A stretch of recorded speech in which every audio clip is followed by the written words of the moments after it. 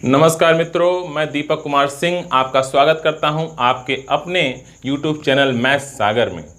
आज हम लेके आए हैं आपके लिए एक नया टॉपिक जो कि क्लास 10th और क्लास 12 के बच्चों के लिए बहुत ही इम्पॉर्टेंट होती है।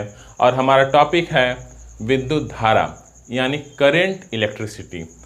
ऐसा कोई परिवार या कोई व्यक्ति नहीं होगा आज के समाज में जो करंट के बारे में नहीं जानता होगा।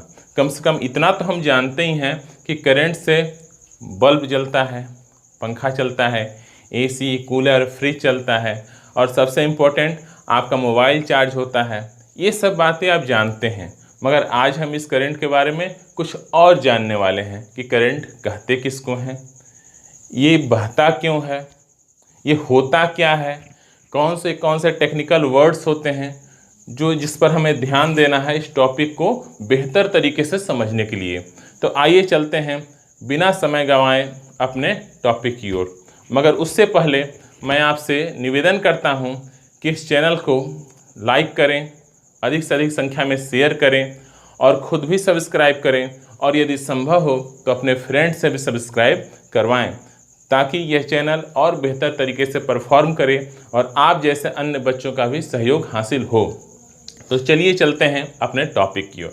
जैसा आप जानते हैं करंट इलेक्ट्रिसिटी यानी विद्युत धारा, इसमें दो शब्द हैं, पहला है विद्युत और दूसरा है धारा। यहाँ विद्युत शब्द से अभिप्राय है इलेक्ट्रॉनों या आवेशों से। जब आवेश किसी चालक में चलायमान हो जाते हैं, किसी चालक में आवेश बहने लगते हैं, तब उसमें इलेक्ट्रॉनों का जो प्रवाह होता है उसी को हम लोग विद्युत धारा के नाम से जानते हैं। अब आपके जहन में प्रश्न उठ सकता है कि चालक में ही इलेक्ट्रॉन क्यों प्रवाहित होंगे? क्योंकि चालक में अतिरिक्त इलेक्ट्रॉन होते हैं, मुक्त इलेक्ट्रॉन होते हैं, और जिस पदार्थ में मुक्त इलेक्ट्रॉन होते हैं उसी पदार्थ में विद्युत धारा संभव है। यदि आप लकड़ी, प्लास्टिक और अन्य कुचालक वस्तुएं लेंगे तो आप लाख प्रयास कर लें, उसमें विद्युत धारा प्रवाहित बिल्कुल नहीं हो सकता है। लेकिन लोहा, तांबा, एल्युमिनियम जैसे जो सुचालक हैं, इवन ग्राफाइट जैसे जो सुचालक हैं, उसमें विद्युत धारा आसानी से प्रवाहित हो सकता है। तो इस आधार पर वैसे पदार्थ जिनमें से विद्युत धारा प्रवाहित हो सकती है उन्हें हम सुचालक कहते हैं, और जिन पदार्थों से विद्युत धारा प्रवाहित नहीं हो सकती है उन्हें हम कुचालक कहते हैं। तो जो पदार्थ हैं इन्हें दो भागों में विभक्त किया गया, सुचालक और कुचालक।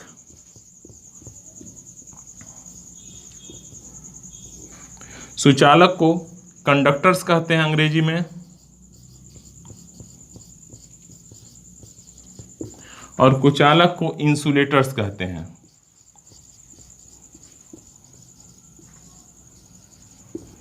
अब सबसे बड़ा प्रश्न यह है कि सुचालक में ही इलेक्ट्रॉन यानी आवेशों का प्रवाह संभव क्यों है, कुचालक में ऐसा क्यों नहीं है? तो इलेक्ट्रॉन सी मॉडल जो पदार्थों का एक मॉडल है कि पदार्थ के अंदर क्या होता होगा, तो उस हिसाब से देखा जाए तो जितने भी धातु होते हैं, धातु यानी वैसे तत्व जिनमें मुक्त इलेक्ट्रॉन पाए जाते हैं, जो आसानी से इलेक्ट्रॉनों का परित्याग करता है, तो उनका जब संरचना पर गौर किया जाएगा तो आप पाएंगे कि जो सुचालक होते हैं उनमें कुछ इस तरह का होता है कि इलेक्ट्रॉन जो हैं पूरे के पूरे क्रिस्टल में चल फिर सकते हैं,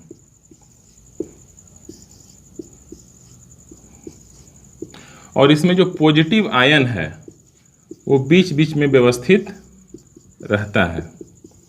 अब चूंकि यहाँ ध्यान दीजिए, ये इलेक्ट्रॉन बराबर चलायमान रहते हैं, ये सुचालक में बराबर चलते रहते हैं, और जैसा आप जानते हैं कि एक इलेक्ट्रॉन के पास हमारा जो आवेश की मात्रा होती है 1.6 इंटू 10⁻⁹ कूलम होता है। तो इसी प्रकार से ये जितने भी इलेक्ट्रॉन हैं हमेशा गतिमान रहते हैं, और जब भी इन्हें किसी बैटरी के टर्मिनल से जोड़ दिया जाता है तब सारे के सारे इलेक्ट्रॉन एक ही दिशा में प्रवाहित होने लगते हैं। उस केस में जो इलेक्ट्रॉन यानी आवेश एकांक समय में प्रवाहित होते हैं एक बिंदु से दूसरे बिंदु तक, उस आवेशों की मात्रा को हम विद्युत धारा के नाम से जानते हैं, और हम लिखते हैं I बराबर Q/T। I जो है विद्युत धारा है, Q हमारा आवेश की मात्रा है जो प्रवाहित हो रही है, और T समय है। T है सेकेंड में, T सेकेंड में लिया गया, आवेश की मात्रा कूलम में ली गई, और जो विद्युत धारा है यह एम्पियर में गणना किया जाएगा। यानी इस प्रकार से हम कह सकते हैं कि एकांक समय में प्रवाहित होने वाले आवेश की मात्रा को विद्युत धारा के नाम से हम जानते हैं। इसे जरा और बेहतर तरीके से समझने के लिए आप कल्पना कर सकते हैं कि एक तो अब जो है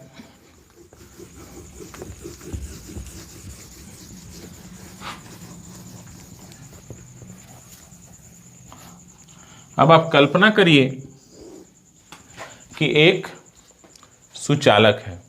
तो जैसा मैं आपको बता चुका हूं कि सुचालक में हम मानते हैं कि इसमें काफ़ी सारे मुक्त इलेक्ट्रॉन हैं, लाखों करोड़ों अरबों खरबों की संख्या में, और ये हमेशा प्रवाहित होते हैं, मगर ये इस प्रकार से चलते हैं कि ये एक दूसरे का मात्रा को, आवेश की मात्रा को निरस्त कर देते हैं। उदाहरण के तौर पे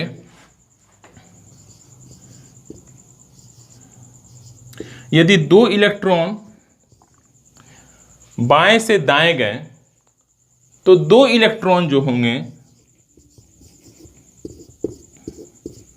दाएं से बाएं आएंगे, और इस प्रकार से हम देखें तो क्रॉस सेक्शन AB में आवेशों की प्रवाहित होने वाली मात्रा जो है वो शून्य हो जाएगी, क्योंकि दो इलेक्ट्रॉन इधर गए, दो इलेक्ट्रॉन इधर गए, और जो नेट नंबर ऑफ इलेक्ट्रॉन्स जो एक साइड से दूसरे साइड जा रहे हैं वो हमारा शून्य हो गए, क्योंकि कोई आवेशों का आदान प्रदान तो हुआ नहीं विशेष तौर पे। मगर यदि हम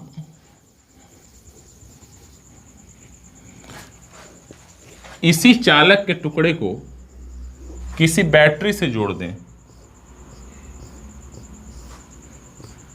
ये बैटरी है जो ड्राई सेल आप इस्तेमाल करते हैं, मोबाइल में भी एक बैटरी का इस्तेमाल होती है, इन्वर्टर में भी उस बैटरी का इस्तेमाल होता है, और अलग अलग प्रकार के बैटरियों का इस्तेमाल होता है।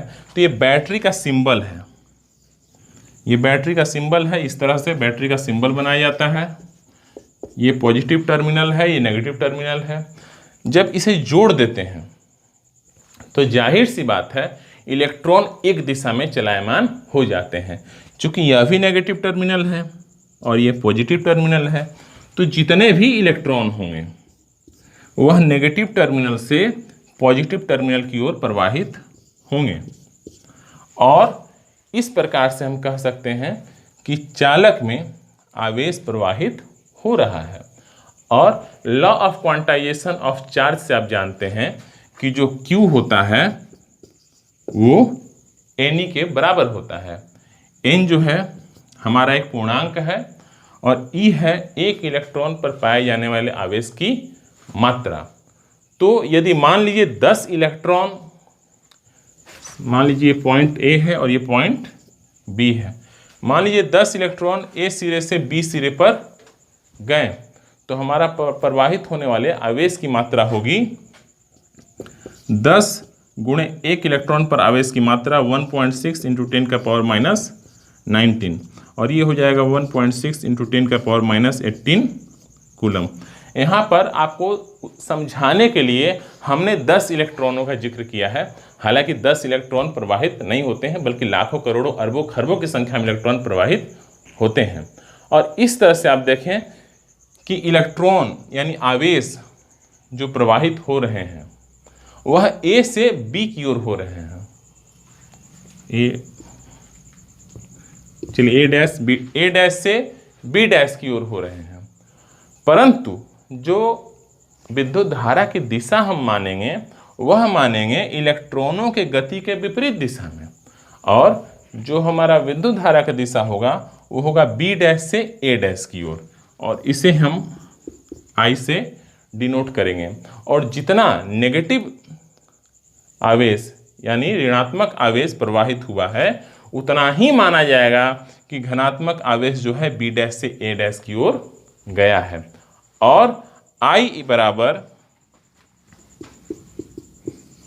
Q बाई टी, इससे हम इसको प्रदर्शित करते हैं।